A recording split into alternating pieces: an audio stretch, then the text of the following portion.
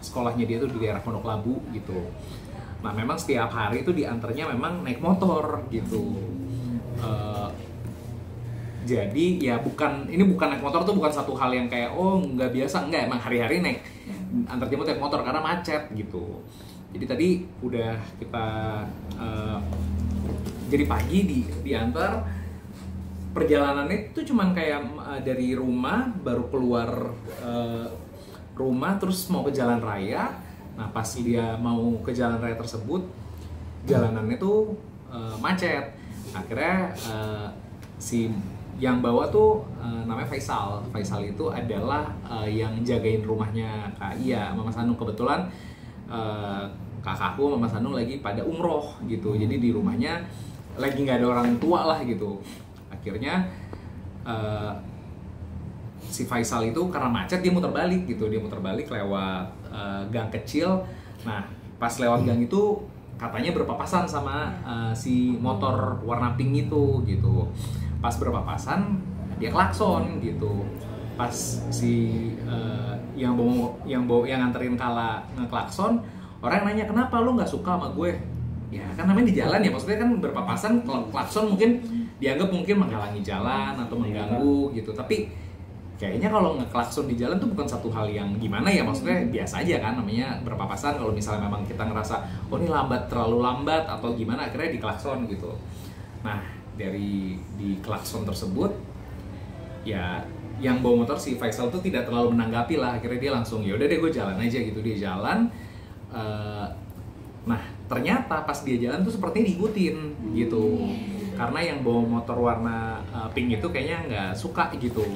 Sampai pada masuk ke jalan raya lagi, mereka mau belok kanan. Belok kanan ini sebenarnya jalan alternatif lah buat mempercepat untuk nyampe ke daerah sekolahnya si Kala. Tiba-tiba pas lagi mau belok kanan, ada motor menghadang gitu. Ternyata si motor yang pelaku inilah yang tiba-tiba pas menghadang, menghentikan, nggak babi bu bebo, tiba-tiba dipukul gitu si Faisalnya. Nah ini kan sebenarnya si Faisalnya dipukul sampai akhirnya tersungkur jatuh kan. Si Kala dari belakang, ya namanya anak kecil ya, masih grade berapa dia? Grade 7 kalau nggak salah. Kala itu, bentar ya saya cek ya. Umurnya 12, sekitar 12 ya? Iya. Iya, 1 SMP deh kayaknya. Iya, grade 7 betul, dia grade 7. Masih kelas 1 SMP, maksudnya anak SMP ngelihat tiba-tiba orang yang dibawa motor, yang lagi bawa motor tiba-tiba lagi diem dipukul, jatuh, tersungkur kan. Wah, kan kaget dia. Akhirnya dia langsung mundur ke belakang gitu. Nah, terus ya karena yang bawa motor si Faisalnya juga kayak, loh kok jadi saya dipukul? Ya dia membela diri dong, karena kan takutnya loh kok jadi ini. Akhirnya mereka ya pokoknya dibales lah gitu si yang bawa motornya itu. Jadi kurang lebih itulah akhirnya terjadi dorong-dorongan, pukul-pukulan, dan akhirnya coba dilerai sama ada juru parkir kalau nggak salah di sana. Pas dicoba dilerai, barulah ada keluar kata-kata, oh iya saya ini anggota gitu. Cuman ya kita nggak tahu juga maksudnya apa gitu. Jadi pada saat itu akhirnya ya Faisal sama si Kala akhirnya tetap diantar ke sekolah gitu. Kala diantar ke sekolah, tadi pas kita tanyain Kala mau pulang atau enggak gitu, karena dia sangat terkejut kan dengan peristiwa yang tadi gitu. Tapi dia memutuskan nggak apa-apa deh, aku kayaknya mendingan di sekolah aja karena aku secara fisik nggak kenapa-napa. Kalau aku diem malah aku lebih takut gitu. Ya udah akhirnya diputusin, ya udah dia tetap sekolah. Tadi juga keluarga kita langsung pada nyamperin kan, karena nggak ada ibunya, nggak ada bapaknya. Akhirnya tadi kakakku yang nomor 3 udah nyamperin, terus abangnya dia Mas Bumi yang paling tua tuh akhirnya datang pas pulang sekolah, dijemputlah si Kala tadi gitu. Udah terus pulang sekolah, cuman ya karena dia masih takut ngelihat pas lewatin tempat kejadiannya, dia tutup mata. Terus sampai rumah pas dikasih lihat rekamannya kan udah dapetin hasil CCTV-nya, dia nangis gitu karena dia ketakutan gitu. Jadi ini sih yang memang kita juga dari pihak keluarga kaget ya gitu, maksudnya kok bisa di jalanan yang harusnya menjadi tempat kita sama-sama untuk mengantar sampai tujuan, kok orang ada yang emosional gitu. Maksudnya apalagi sampai akhirnya main tangan gitu ya, main fisik gitu, itu kan jatuhnya penganiayaan gitu. Jadi hal-hal yang kita pikir harusnya mungkin nggak terjadi tapi terjadi gitu. Mungkin setelah ini apa yang mungkin yang luka sama orang rumahnya Kaki? Iya, Faisal namanya. Udah dicek sih tadi ke RSUD Pasar Minggu, terus tadi juga udah bikin visum, terus juga udah bikin laporan.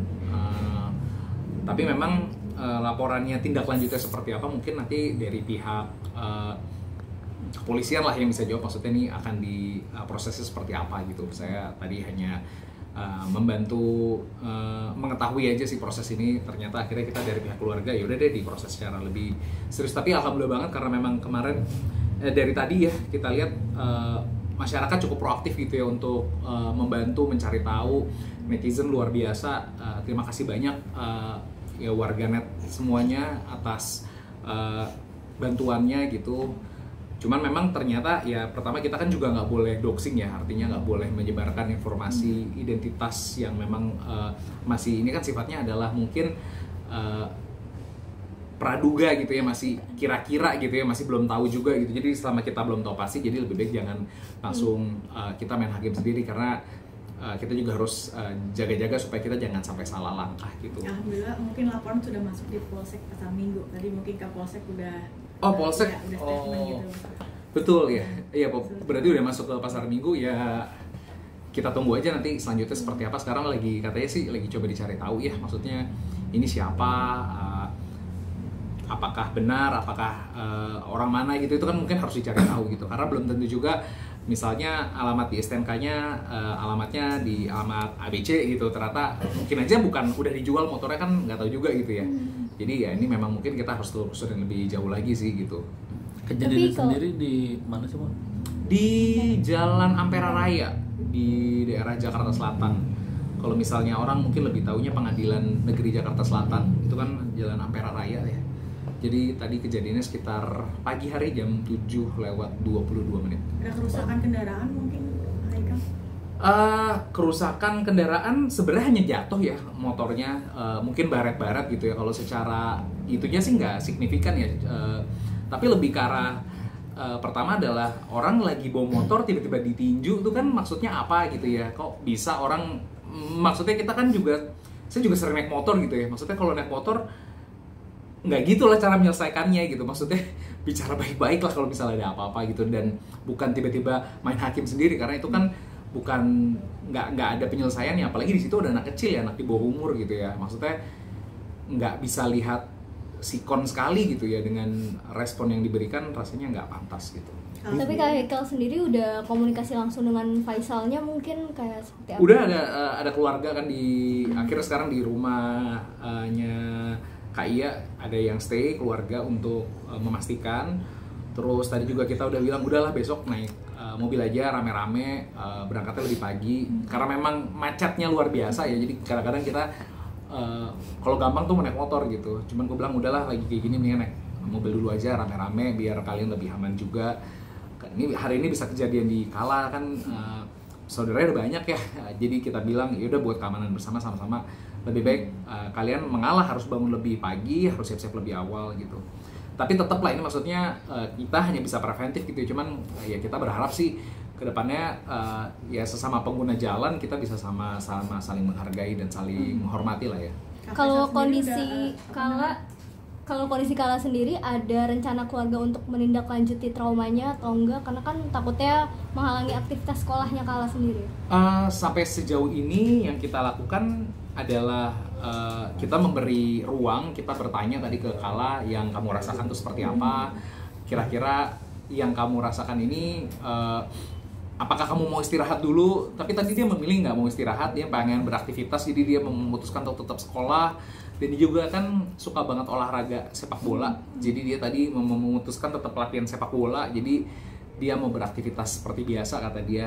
Ya mungkin gimana ya cara orang recover dan mencerna itu kan, ada yang berdiam diri di rumah gitu, ada yang memang yaudah deh saya mendingan tetap aktivitas supaya saya juga nggak masalah gitu. Tapi ya ya kita sih dari keluarga nanti akan ada yang terus mendampingi sih kayaknya. Kakak sendiri mungkin udah kerja di sama Kak Kia sendiri berapa lama Kak? Cukup lama deh kayaknya. belasan tahun mungkin. Enggak, belum. Berarti memang rutinitasnya itu nganterin Kala sekolah gitu. Sebenarnya jaga rumah sih, lebih banyak buat jaga rumah gitu, Faisal. Mungkin respon kakek sendiri seperti apa, apalagi lagi beribadah gitu kalau mendapat musibah seperti ini? Kita juga awalnya jujur tahu tuh setelah dia posting, terus dia ngasih tahu di grup. Kala tadi ada kejadian ini, jadi kalau aku juga tiap pagi tuh nganterin Haula sekolah. Nah, sekolah si Haula sama si Kala tuh sama gitu. Dan biasanya tuh suka ketemu pagi gitu. Tapi memang tadi pagi aku nggak ketemu kebetulan.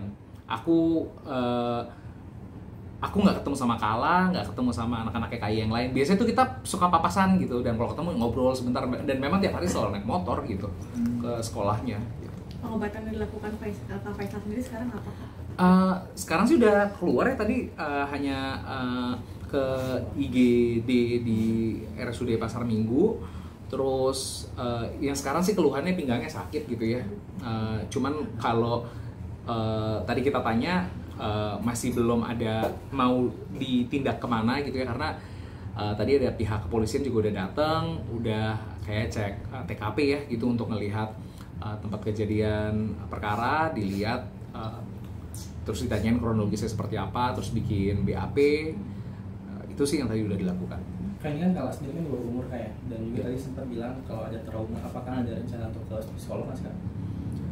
Mungkin ya, karena yang pertama adalah kita pengen kasih Kalanya juga kenyamanan gitu ya. Jadi kalau misalnya Kalanya nyaman untuk berbicara sama seorang profesional, pasti kita akan mengarahkan. Tapi sejauh ini Kalanya memang merasa belum perlu. Cuman tadi memang dia nangis setiap lihat tempat itu gitu. Jadi kita lagi memikirkan juga siapa memang yang paling baik, apakah harus dikonsul ke profesional atau gimana.